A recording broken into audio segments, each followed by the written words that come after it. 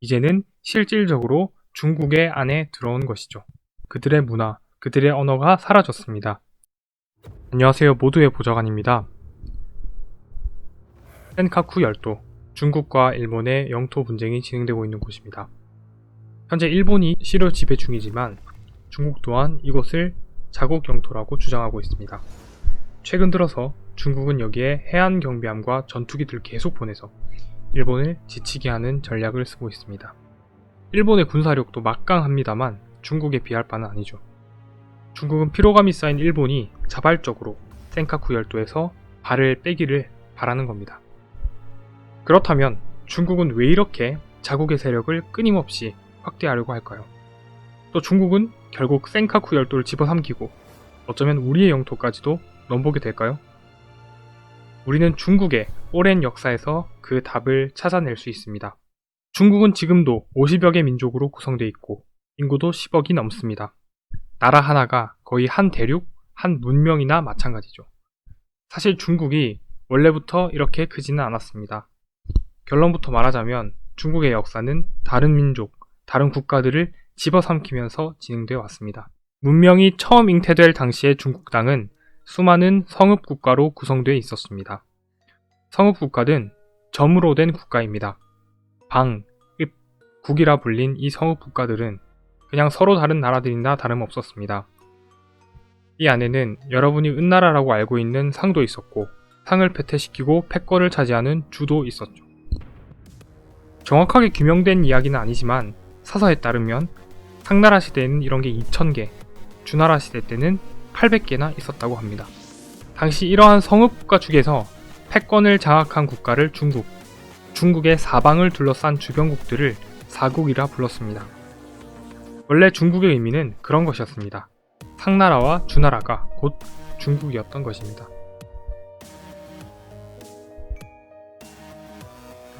이렇게 중국은 점점 확장되어 가고 이후 춘추 전국시대로 접어듭니다.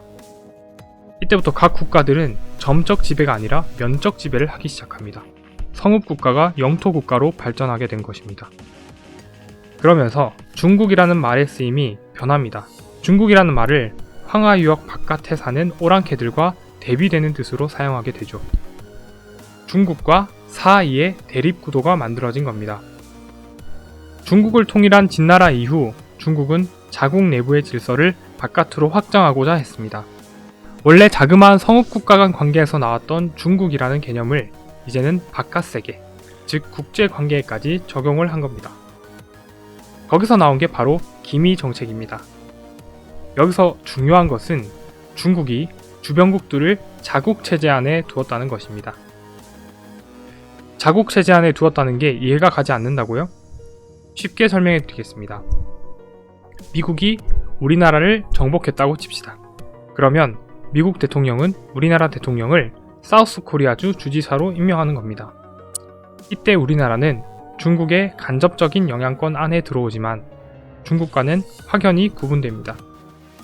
이것이 바로 기미 정책입니다.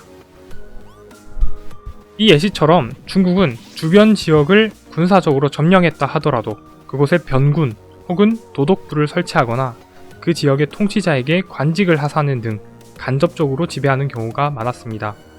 그리고 이곳들은 중국 내부에 있던 내군과는 엄격하게 분리된 구역들이었습니다. 그리고 이것은 중국식 행정체계와 문화를 외부 세계에 이식한 것으로서 지금으로 따지면 미국이 전 세계에 민주주의를 전파한 것이라고 비유할 수 있을 것 같습니다.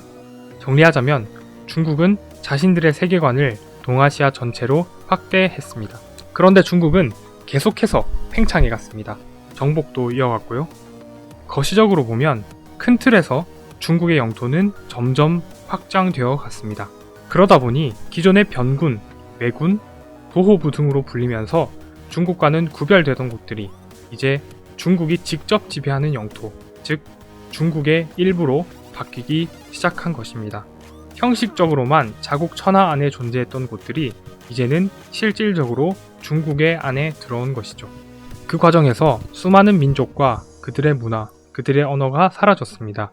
그래서 중국의 역사를 한마디로 정의한다면 자국체제, 자국의 질서를 바깥 세계에 이식하면서 그 바깥 세력을 조금씩 삼켜간 역사라고 보아도 무방하다고 생각합니다.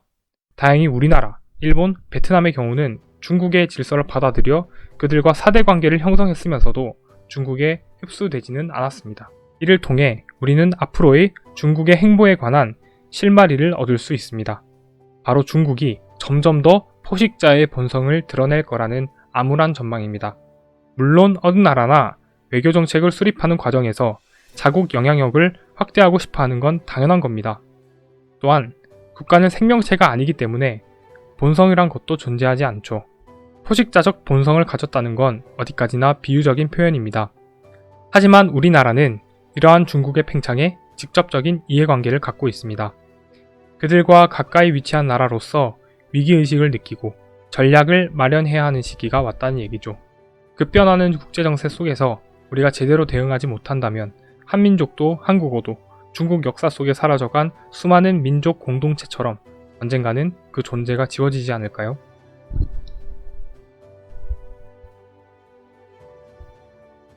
오늘은 저와 함께 거대 포식자 문명 중국의 역사에 관해 알아보았습니다. 영상이 도움이 되셨다면 구독과 좋아요, 알림 설정 부탁드립니다. 다음 영상에서는 이러한 중국의 역사가 어떻게 거대한 전환점을 맞게 됐는지를 다뤄보겠습니다. 감사합니다.